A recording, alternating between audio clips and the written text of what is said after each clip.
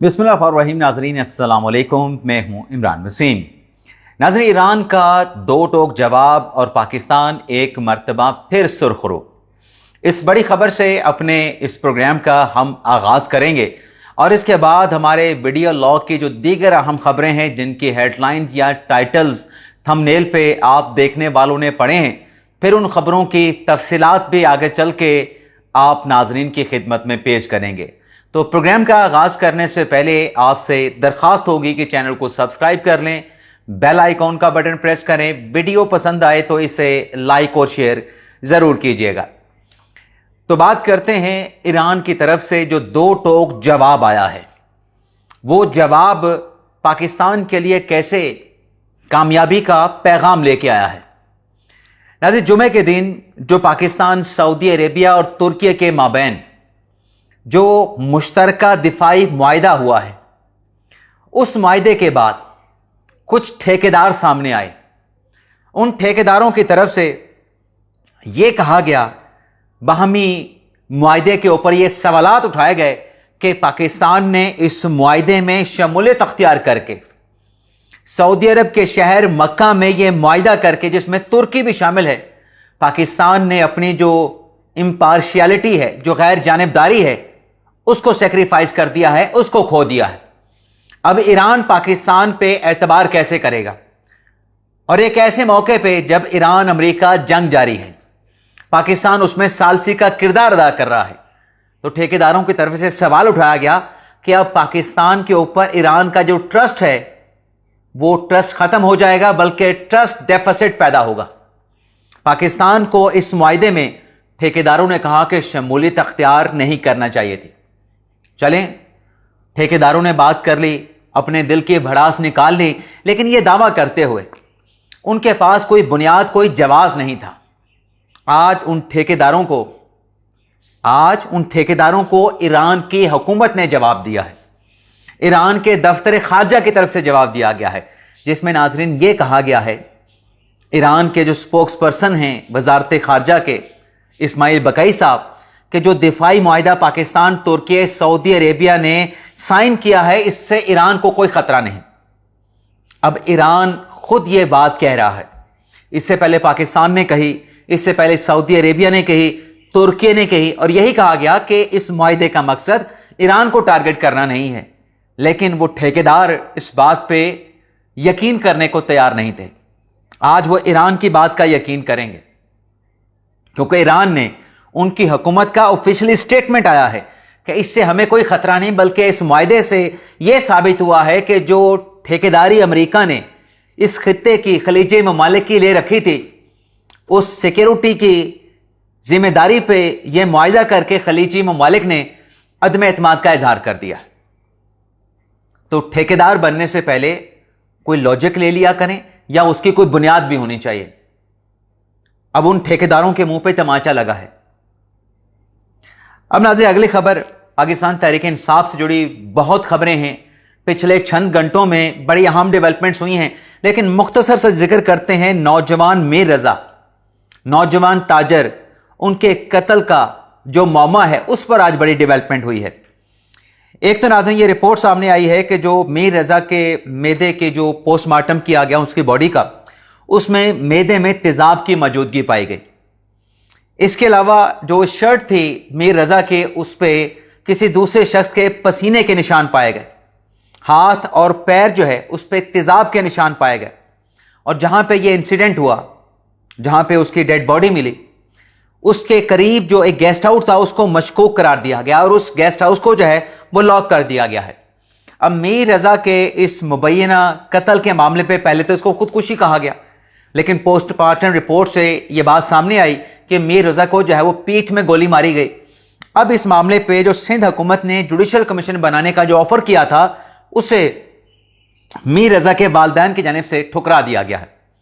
मीर रजा के वालिदैन के जो वकील हैं उनकी तरफ से कहा गया कि पुलिस को अपना काम करने दिया जाए, इस मौके पे किसी किस्म की जुडिशल कमीशन की जरूरत ना है। जिसके बाद सिंध हुकूमत ने भी कहा कि वालिदैन के कहने पे जुडिशल कमीशन बनाने का फैसला मौखर कर दिया गया है।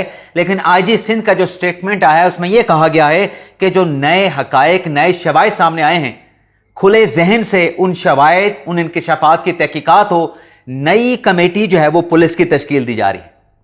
अब देखते हैं इस मामले पे जो चीज़ें सामने आ रही हैं कि सिस्टम जो है जिसने तफ्तीश करनी थी वो कंप्रोमाइज़ हो चुका था, क्या वो खुल के इस मुबैना कत्ल के जो हकाइक हैं उसको सामने लेके आता है या फिर दोबारा से चीज़ें जो है वो कंप्रोमाइज़ हो जाती हैं।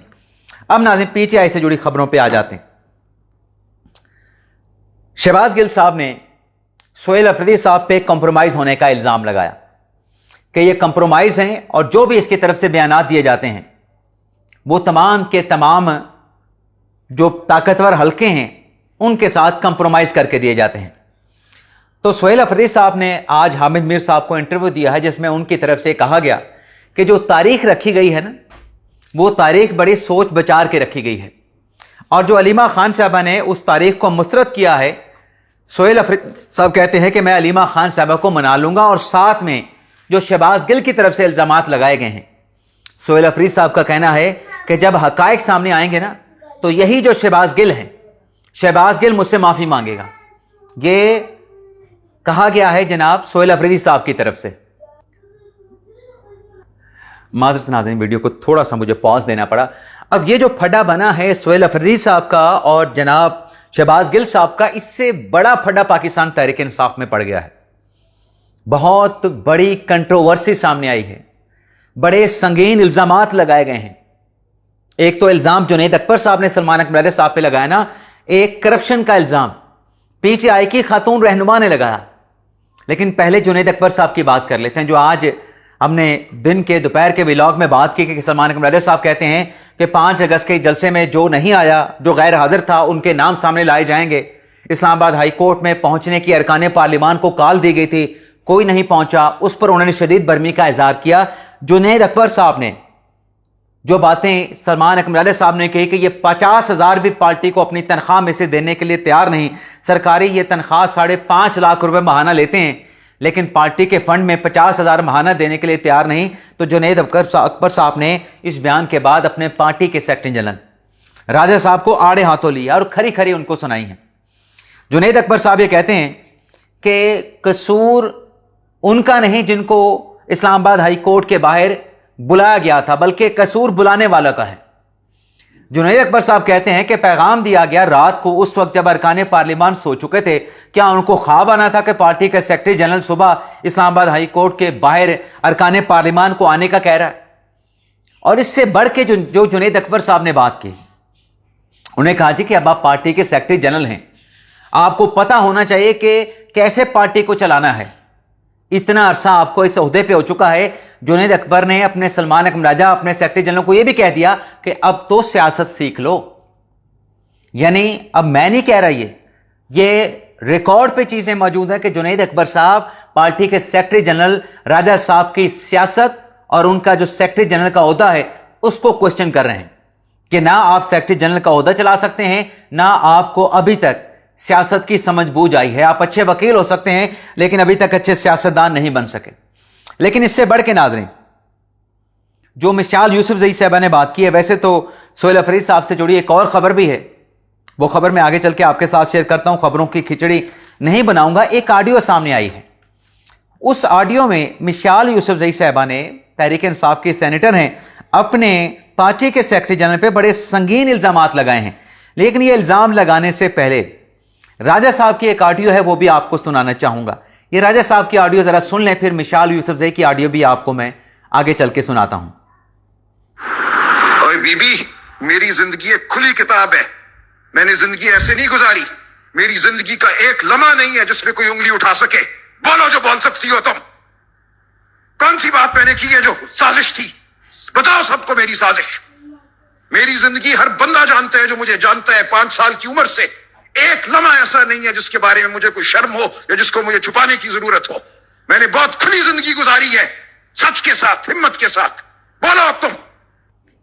अब आपने इसमें राजा साहब का आपने लहजा सुना और वो साजिश की बात कर रहे थे कि मैंने साजिश क्या की है।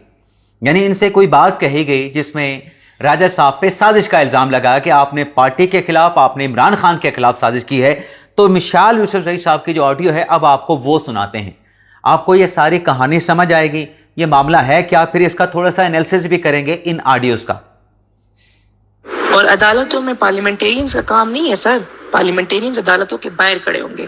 پریشر آپ کے بار کونسل کے ممبرز نے بنانا ہے. اب اس بات سے جو کہ مشال نے کی ہے کہ پارلیمنٹیرین کا کام عدالتوں کے باہر کھڑا ہونا نہیں, عدالتوں میں کام وکلا کا ہے, اس بات سے پتہ چلتا ہے کہ جو سلمان راجہ صاحب ارکان پارلیمان کو عدالت کے باہر پہنچنے کا کہہ رہے تھے, مشال یوسف زئی صاحبہ گو کہ خود بھی اسلام آباد ہائی کورٹ کے باہر موجود تھیں, لیکن پارٹی کے سیکرٹری جنرل کے راجہ صاحب کے اس فیصلے پہ سوال اٹھا رہی تھیں کہ ان وکیلوں کو کھڑا کریں جنہیں آپ نے بار کے انتخابات میں ٹکٹ دلوائے تھے پاکستان تحریک انصاف کے. آگے سنیں. جن کے کو آپ نے پیسے لے کے ٹکٹس دیے, سازشیں اور لابنگ کر کر کے آپ نے اپنی ٹیم جن کا پی ٹی آئی اور ایل ایف سے کوئی تعلق نہیں تھا ان کو ممبران بنایا, اپنی فیسز بڑھائیں, اپنے لیے کروڑوں کی کنسلٹنسیاں لیں. کہاں ہیں لوگ؟ آپ نے کوئی دیکھے ہیں؟ آپ مجھے دکھائیں نا کوئی ایک شخص, مجھے غلط ثابت کرے, میں اس گروپ پہ معافی مانگ لوں گی. لیکن سازشیں ہوئی ہیں سر, جھوٹ بولا گیا ہے, اور آپ روز آ کے کہتے پارلیمنٹیرینز یہ وہ. جواب دے ہمیں, کدھر ہے پاکستان بار کونسلز کے ممبرز, کدھر ہے پنجاب بار کونسل کے ممبرز؟ آپ نے کی ہے سازشیں, آپ نے خان صاحب کے اکاؤنٹ کو استعمال کر کے اپنے لیے ٹویٹیں کرائی ہے, آپ نے بہت کچھ کرایا ہے. میں لکھنے پہ آؤں نا سر تو اب مشال کہہ رہی ہے, کرپشن کی بات بھی کہہ رہی ہے, اپنے سیکرٹری جنرل پہ کرپشن کا الزام لگا رہی ہیں, سازش کا الزام بھی لگا رہی ہے, اور اپنی فیسز بڑھانے کا الزام بھی لگا رہی ہے. پارٹی کے سوشل میڈیا سے اپنے لیے راجہ صاحب نے اپنے لیے کمپین چلائی, یہ الزام بھی لگا رہی ہے. اب یہ الزام کوئی اور نہیں لگا رہا, یہ پارٹی کی خاتون سینیٹر لگا رہی ہے. اب یہ جو آڈیو سامنے آئی ہے اس کی ایتھینٹسٹی میرے پاس کوئی انفارمیشن نہیں, لیکن ابھی تک یہ جو آڈیو چل رہی ہے سوشل میڈیا پہ اسے کسی کی طرف سے نہیں جھٹلایا گیا ہے.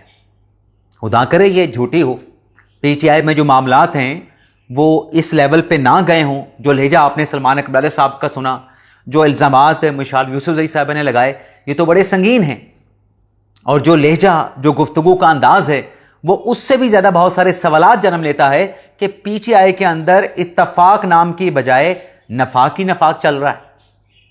اب آپ دیکھیں نا, جو یہ اپنے جناب سہیل افریدی صاحب نے جو نیا کھڑا کیا ہے کہ جمعرات کے دن اگر عمران خان صاحب کے ساتھ ملاقات نہیں کرائی گئی تو رات کو 10 بجے ملک کا ہر جو چوک ہے اس کو ڈی چوک بنا دیا جائے گا. ویسے عمران خان صاحب تک رسائی کے لیے سہیل افریدی صاحب نے 27 ستمبر کی ڈیٹ دے رکھی ہے, لیکن اب وہ کہتے ہیں کہ جمعرات کو ملاقات کرائیں. جمعرات کو ارکان پارلیمان جو ہے وہ اڈیالہ جیل کے باہر پہنچیں گے, لیکن ساتھ میں انہوں نے ایک گارنٹی بھی دی ہے. ساتھ میں انہوں نے ایک گارنٹی بھی دی ہے سہیل افریدی صاحب نے کہ بہنوں سے ملاقات کرائیں, بہنیں عمران خان سے ملاقات کر کے باہر آ کر کوئی سیاسی گفتگو نہیں کریں گے. یہ گارنٹی وہ دینے کے لیے تیار ہے. اب یہ جو گارنٹی کی بات ہو رہی تھی ناظرین, افسوس کے ساتھ یہ کہنا پڑتا ہے, یہ میں کچھ شواہد بھی آپ کے سامنے رکھوں گا کہ آج اگر گارنٹی دینے پہ عمران خان صاحب کی بہنیں آ چکی ہیں تو یہ بات تو ان کو پہلے بھی کی جا رہی تھی جب عمران خان کے ساتھ ملاقاتیں جاری تھیں, لیکن حکومت کی طرف سے پیغام دیا جا رہا تھا کہ ان ملاقاتوں کو سیاسی گفتگو کے لیے استعمال نہ کریں, لیکن کوئی ماننے کے لیے تیار نہیں تھا. عمران خان صاحب کی بہن علیمہ خان ماننے کے لیے تیار نہیں تھی. اس کا نتیجہ کیا نکلا, یہ میں حقائق آپ کو بتا رہا ہوں. اس کا نتیجہ یہ نکلا کہ پچھلے کئی مہینے سے ملاقات پارٹی کی یا فیملی کی نہیں ہو سکی. اور میں اگر ثبوت کی بات کروں, کیونکہ مجھے بہت سارے دوست کہتے ہیں کہ یہ پٹواری یا فلانا, علی محمد خان صاحب کا سٹیٹمنٹ ریکارڈ پہ موجود ہے جس میں علی محمد خان صاحب نے کہا کہ ملاقات کے موقع عمران خان سے جو میسر آئے انہیں کیوں گوا دیا گیا. کوئی بھی ایک چلا جاتا جس کو اجازت مل رہی تھی اس ملاقات سے چلیں, یہ تو ہوتا. علی محمد خان صاحب نے کہا کہ عمران خان صاحب کی خیر و عافیت باہر آ جاتی. آج یہ اتنے مہینے گزرنے کے بعد گارنٹیاں دے رہے ہیں کہ گارنٹی دیتے ہیں خان صاحب سے ملاقات کرائیں, سیاسی گفتگو نہیں کریں گے. تو یہ پہلے ہی اس موقع کو اویل کر لینا تھا. ٹرین آپ نے خود مس کر دی ہے. اب آپ دیکھیں نا, اچکزئی صاحب جنہیں عمران خان صاحب نے اپوزیشن لیڈر بنایا, وہ کیا کہہ رہے ہیں. ان کی طرف سے, ان کے مشترکہ الائنس کی طرف سے, جیسے وہ تحریک تحفظ آئین پاکستان کا نام دیا گیا ہے, خط لکھا گیا ہے جس میں کہا گیا ہے کہ چیف الیکشن کمشنر اور الیکشن کمیشن کے ارکان کا جو پروسیس ہے وہ شروع کیا جائے. اس سے پہلے وزیر اعظم خط لکھ رہے تھے, اسپیکر صاحب خط لکھ رہے تھے کہ آئیں chief election commissioner election commission کے ارکان کی تعیناتی کرتے ہیں.